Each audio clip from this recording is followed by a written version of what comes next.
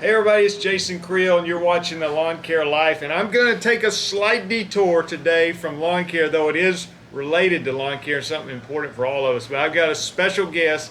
I've got Dr. Frank Holloman with me, and Frank has been introduced to me. I've been getting to know him, and he has a specialty that I'm not exactly sure how to explain it, but basically he is a healthcare guy who talks about it from the molecular, cellular level. And that may sound intimidating, but we're going to ask it practically on how that's going to help us in the lawn care business and help our health. Because let's be honest, the way I think about it is like my body is an asset to my business. If my body breaks down, my business is going to suffer. Okay, so without saying too much right now, let me introduce to you Dr. Frank Holloman. Hello, how are you? It's a pleasure to be here. Thank you for inviting me, All right, thank Jason. you. We're excited. We're just going to call him Dr. Frank, okay, on the video. But and I'm going to try to make this conversational. But you know, I know you're not a lawn care guy, but you know some lawn care guys, and you see what they're like. And we're out there working, and it's hot. And for lunch, you know, we go through the local fast food joint, and you see them come out of the gas station with the 64-ounce big gulp, and over time, it's not good for us, obviously, long term. But I'm even thinking, you know, more day to day. I feel like it's not good for me. You know, as I'm getting older, I turned 40 this year, so I started thinking about my age, and I don't feel as young as I used to. So. Let me just introduce you with that and talk to us about some of just the basics understanding of health and why is it so bad to eat so bad and how that's affecting our bodies. Sure. There's a big answer to that, so I'll try to break it down. Yeah. And you help me out if I'm going off track a little bit, because there's so much to say about that. Really, the way you eat is probably the biggest factor in your long-term health, because we do it daily, multiple times per day, and we do that day in and day out, year after year. And so what happens when you eat is that food is broken down into fuel that your cells use to fuel their energy needs. That's part of it, and it's also broken down into elements that your body and the cell uses to rebuild itself. And that's a process that works really well when we're younger. But as we get older, those processes start to degrade and don't work as good. And that's why they have determined that the aging process really starts to accelerate about age 40. And that's about your age. And so what happens when you hit around 40, sometimes for people, it's maybe late 30s or early 40s, they start to realize that they don't have the energy and the oomph that they used to have when they were younger. And if you're a business owner, that's important, because a business owner, like the lawn care businesses and other business owners, they've got a lot of demands on their life. They got to meet payroll, they got to keep it going, they got to market, they got to get the customers, they got to keep the customers happy, and they got to have as much energy as they can. And so the best way to stay healthy and robust in your life is to do a few things. You want me to go into those? Maybe let me interject. Okay. Yeah, ask another question pertaining to what are some tips that you would give us or something, you know. Yeah, I'll just stop there. Let me say something else. All right, is it on both of us? It is. Am I do it on you? No, just Okay. Am I doing it? Do I look there or do I look there? Yeah, I think you can kind of do some of both. I do some of both? I don't care. Yeah. You can look here and then, it's both. So it's on both of you. Okay, so before we get to the few tips you're going to give us, but like if I go out in the morning and I eat some sugar-filled breakfast, you know, and I might feel good in the morning, and then at lunchtime I go to the all-you-can-eat buffet and I just eat all I can eat. And then I feel terrible that afternoon. Like, why is that? What is going on with my body that is making that happen? Well, the main reason that you have the ups and downs when you eat like that is your insulin level is going up and spiking. And the more it spikes, the more you're going to have a drop in glucose in your blood, which is the fuel to your cells. And you're going to get that lack of energy. That's why a lot of people have experienced where after lunch they get that afternoon slump. And maybe it's like 30 minutes after you eat a big lunch and eat the way that you're talking about in particular, they crash. And they got to drink a lot of coffee to get back up, or they just take a nap or something like that. And so if you crash, should you just hammer like an energy drink or something? No, you should not. I think you knew that. What you need to do is not spike your insulin so that your blood sugar, which is related to your energy level, doesn't go down into the valley. And so to avoid that on a daily basis, you want to just eat in a way that you never spike your insulin very much at all. But if you do that, and I can talk about that later, if you eat in a way where you're not spiking your insulin, but you're keeping your insulin levels low and steady as a lifestyle, that's one of the best ways that you could live a lot longer than you would otherwise. If people keep eating the way that the standard American diet, which is what you're talking about, they really do shorten their life, and they increase their chances for all the age-related diseases. So it's got a near-term benefit and a long-term benefit if you can eat in a way, which is probably the biggest factor on your health. Exercise is important too, but that's probably secondary to impacting your health, which is the way that you eat. So if you don't spike your insulin, you won't get those energy drops after you eat a meal, particularly in the midday. And you'll also increase your lifespan and greatly decrease over time, particularly as you get older, decreasing your chances of manifesting one of the age-related diseases that are related to that. Mm-hmm. So if, just practically speaking, if I get hungry, I get some kind of granola bar or something, just something that gives me some little energy boost. And I know that's probably not the best thing for my health. So what kind of things are you recommending that a person eat for breakfast and lunch, or maybe a snack? And it's like a two-part question here. How long does it take for me to break this cycle that I've been on for decades now of eating carbs and sugars and more carbs and more sugars?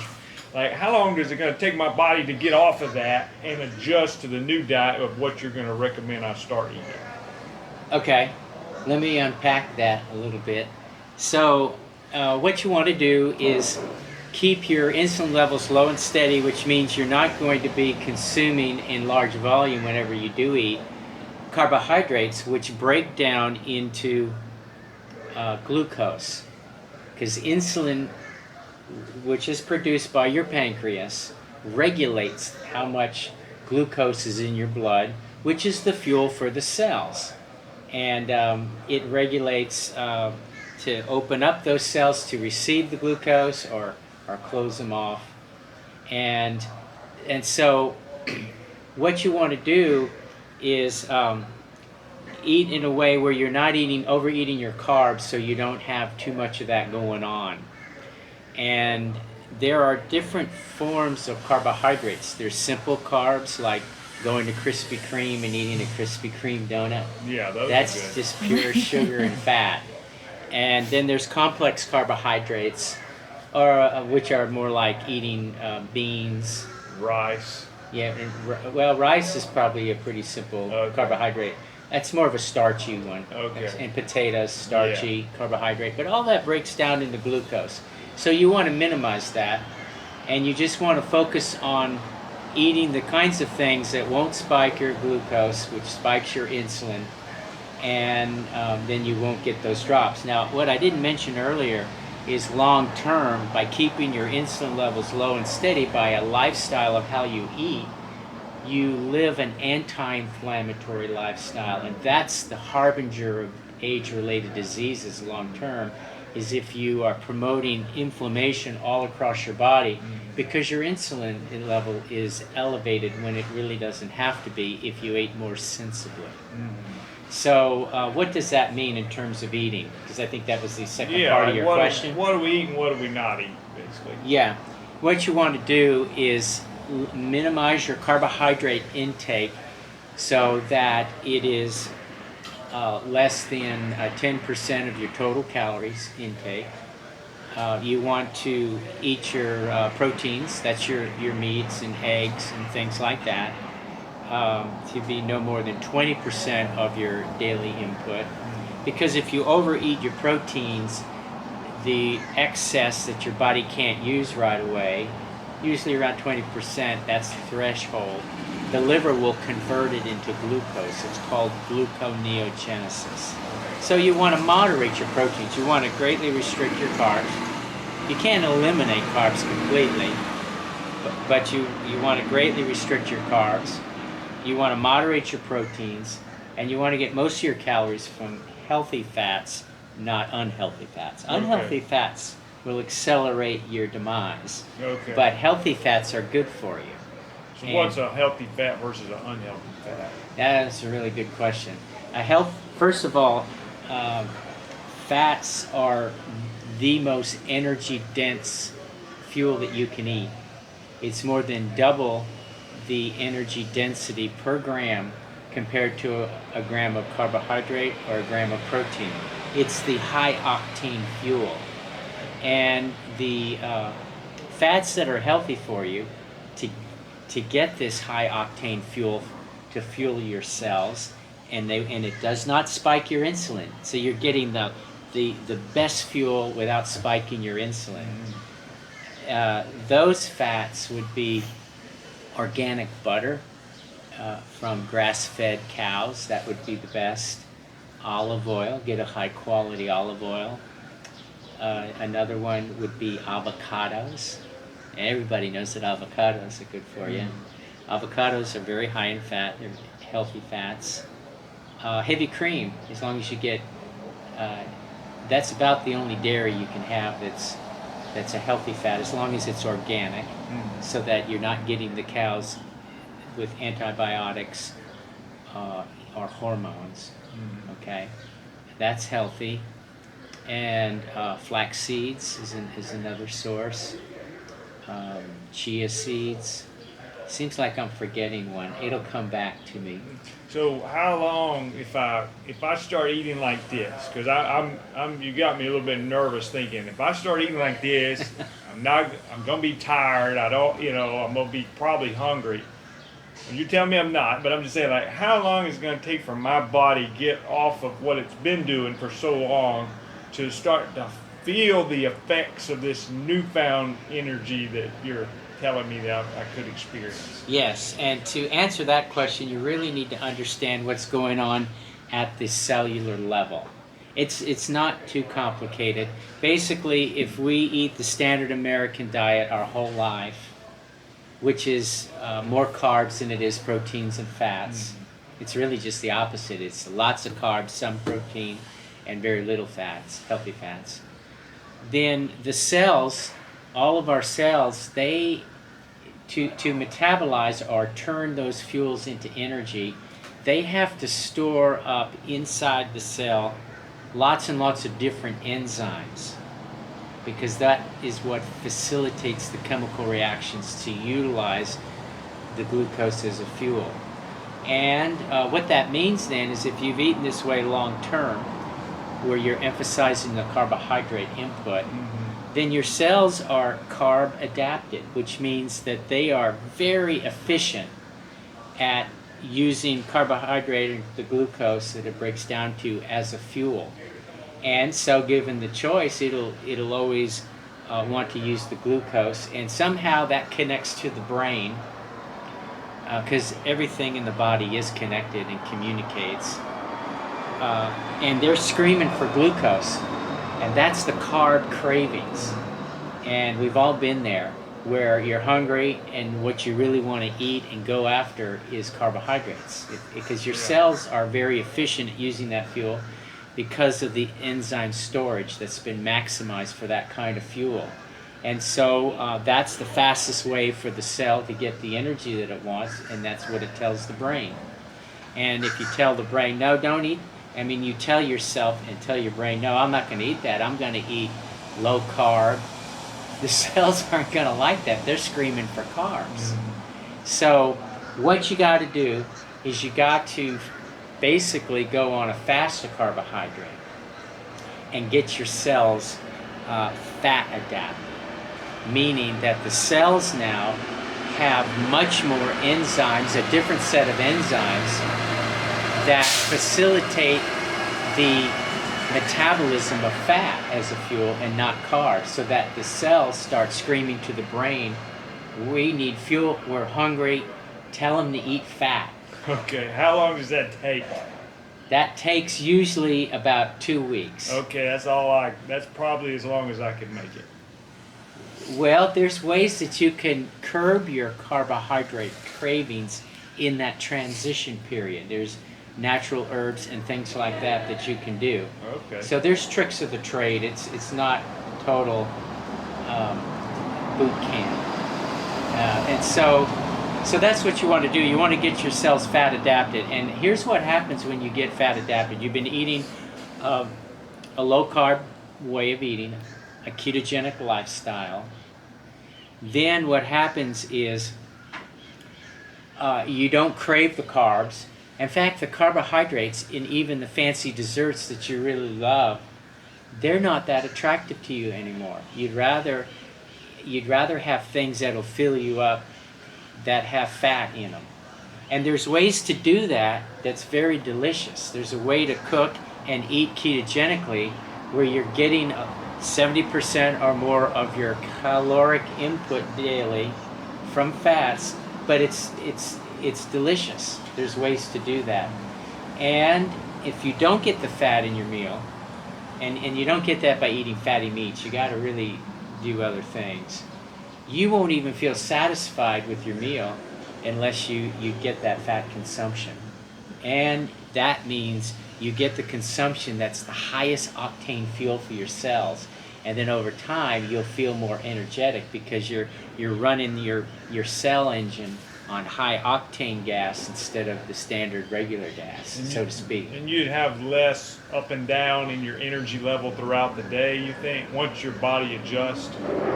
Well, twofold, really, to answer that question, is because you're eating that way, you're not spiking your insulin, which means you're getting the drop in glucose where you get the big downturn in energy.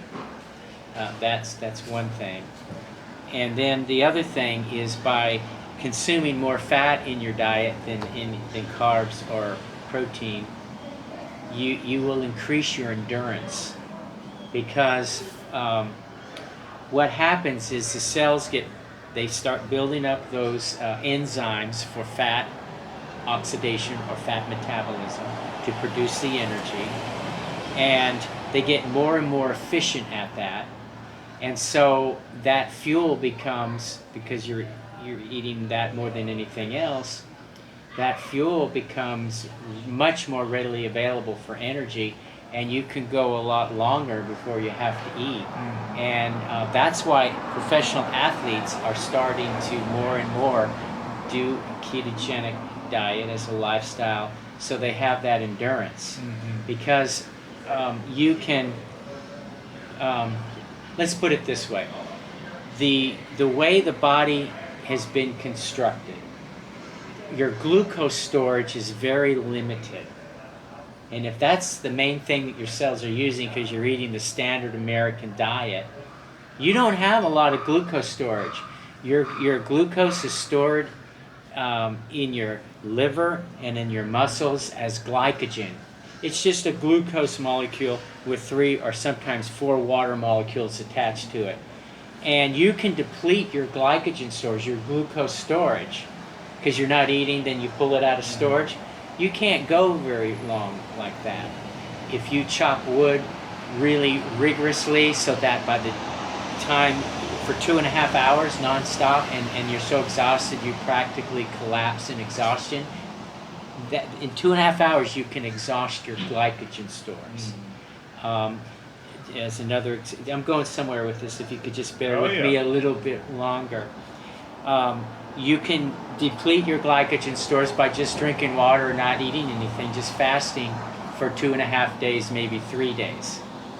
But your fat storage, which is the higher octane fuel, that storage in your body is unlimited, because you can grow your size of your body with fat so you can't even walk anymore, and somebody's got to carry you around on a cart with wheels. It's unlimited. Why are fat people don't have so much energy? I don't understand why fat people are lazy. Here's why. Because they can't utilize that storage. That is the high octane fuel. They got more of it than they need, and they can't use it, because as soon as your insulin spikes because of the way you're eating your carbs, fat oxidation or fat metabolism, the conversion of the fat molecule into the energy molecule in the cell, stops.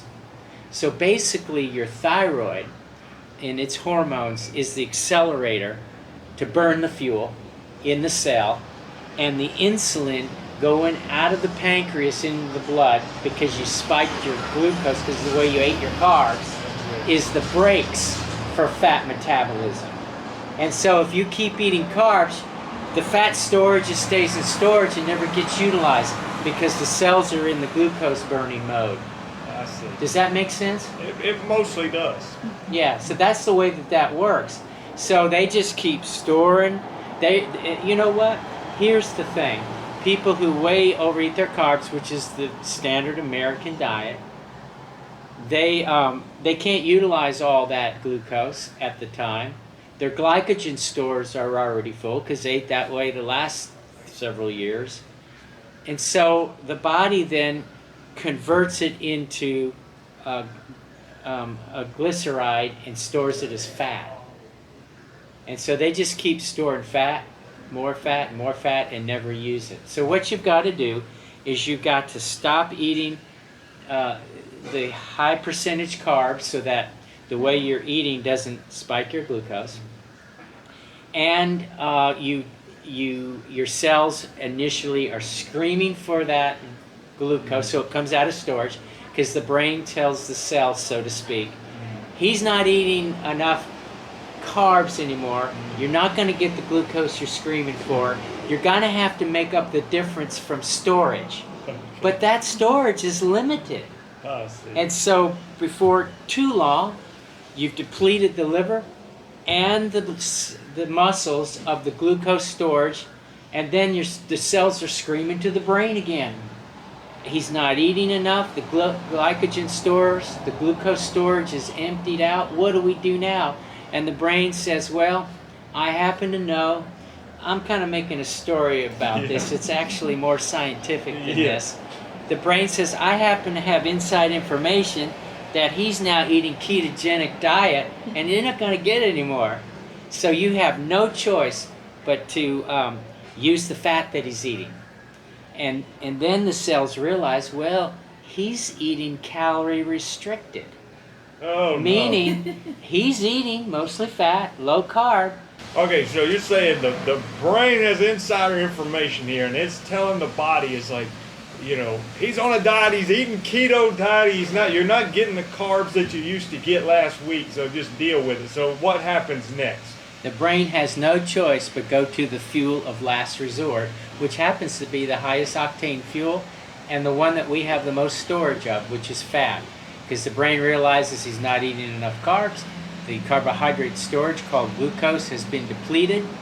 You've got no choice, cells, the brain says, but to start using fat. And the brain says, well, he's not eating enough, he's on a diet. Well, then you make up the difference by fat storage. It finally comes out of storage and is used as a fuel. When it's used as a fuel in the cell, it gets oxidized.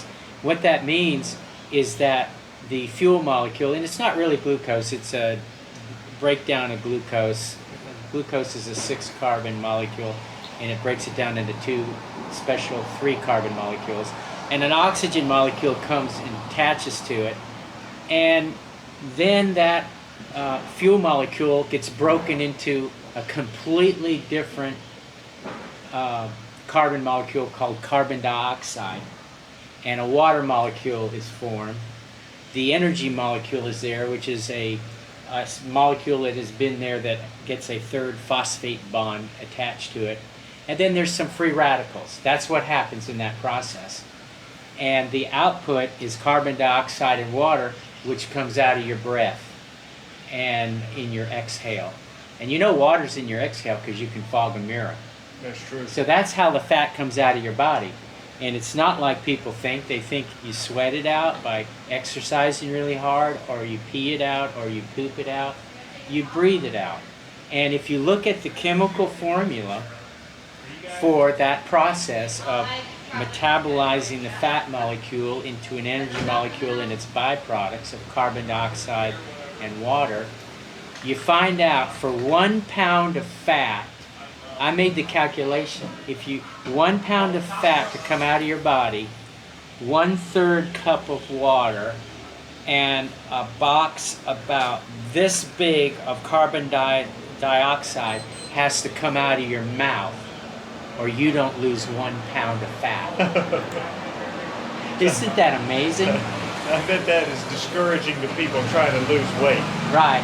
But what you can't do is you can't just hyperventilate and breathe faster. That won't work, because it's got to be attached to what the cells are doing and burning the fuel.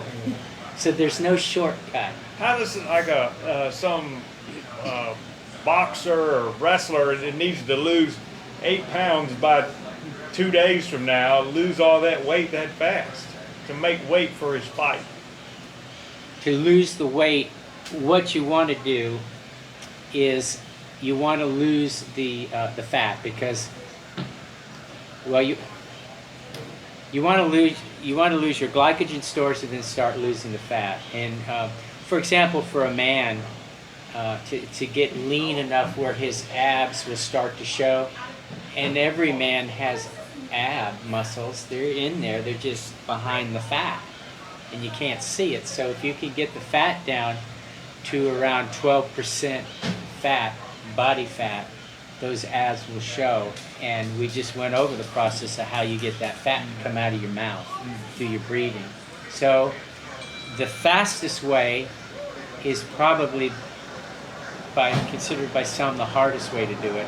Just go on a fast. Okay. That's usually difficult for most people the first couple of days, but the truth is, if you've ever been on a more extended fast, after about the third day or in the third day, you're not really hungry that much, and you start to lose your hunger pains. You know why? Because you're not eating, but you're not starving to death, because you've got a whole body full of fuel and storage called fat, and you just start fueling your body from your stored fuel. Yeah, in the 70s, I think it was in the 70s, there was a very interesting case that got documented in the scientific literature about a bunch of doctors that worked carefully with a man who was like 400 pounds or 300 pounds. I don't remember the exact details, but he was grossly overweight. And they monitored him to make sure everything was safe, and he didn't eat anything for over a year. But he didn't starve to death, because he had all this fuel all over his body called fat, and it came out of storage, fueled his cells with the highest octane fuel for over a year, and he came down to normal size. Wow. All right, so to wrap up the video here, what I want you to do is look at the camera and like picture a lawn care guy who's saying, you know, maybe me, maybe somebody else, and saying, you know, I want to do better. I know I eat bad. I want to have more energy. I want to be able to sustain my body over a longer period of time and on into older age. So, like, practically speaking, you know, as basic as you can put it, what changes do we need to make? Like, what should I eat for breakfast, lunch, like snacks? How do I quit going out to eat at the fast food places? You know, what can I carry in my lunchbox? Salad or something? Or something. Okay, so what you want to do is you don't have to measure things exactly unless you want to get real scientific. If you just want rules of thumb, just stick with your meat and vegetables, and don't eat the starchy vegetables at all, which are your rices, your white rice, your brown rice, your white potatoes, your sweet potatoes. Those are too starchy. Your white bread, your brown bread, or wheat bread, no grains. Corn is a grain. Cut all of those out and just stick with meat, eggs, and leafy green vegetables, anything that's leafy green, and the non-starchy vegetables, the kinds that your mother probably wanted you to eat as a kid and you protested. You know, things like squash and green beans and those kinds of things. And just major on that. The other thing you want to do is you want to eat healthy snacks if you're hungry between meals. You want to try to eat as few meals in the day as you can get by with. And if you're eating healthy, you could probably get down to 2 meals a day. And if every time you eat, even a snack or a small meal, you're still going to spike your glucose, which spikes your insulin. If you eat a really big meal, you do that a lot. So we eat the vegetables. The non-starchy vegetables, your meats, make sure it's organic so you don't get the hormones and the antibiotics from the animal. And then try to consume as much fat as you can. And that means eat as many avocados as you can, or put them in your salad. Try to eat maybe 2 medium ones a day, or 1 big size avocado. You can do ketogenic coffee if you're a coffee drinker. You can put butter into your coffee, and it actually tastes creamy. It doesn't taste bad if you've never tried it. That's called ketogenic coffee or bulletproof coffee. You can put that in your tea. Another way that you can get your fat is put heavy cream in your coffee or tea. The British put cream in their coffee. Cream in their tea. And another thing you could do is put a lot of olive oil on your salad with as a salad dressing. Cook with it as well. And another good thing to do is get coconut cream. It comes in a can. It's actually more fat than coconut milk. Get the unsweetened coconut cream, put it in 2 cans in a blender. You can put in, it's very thick, so you can thin it out with maybe unsweetened almond milk or heavy cream. And then you can put unsweetened cocoa powder in it and sweeten it with a non-sugar substitute, which is erythritol or stevia. And mix that all up, and you'll have a chocolate milkshake kind of a drink. It's like a dessert, and it's pure fat, chocolate and sweet. So basically what I said, if you eat avocados and you drink your fats in those kind of vehicles. And if you do that, you'll be full, and you won't spike your insulin, and you won't get those big valleys and peaks in your energy during the day. And you'll, over time, minimize the inflammation throughout your body, which will greatly reduce your risk factors for age-related diseases that are related to that inflammation because of spiking your insulin.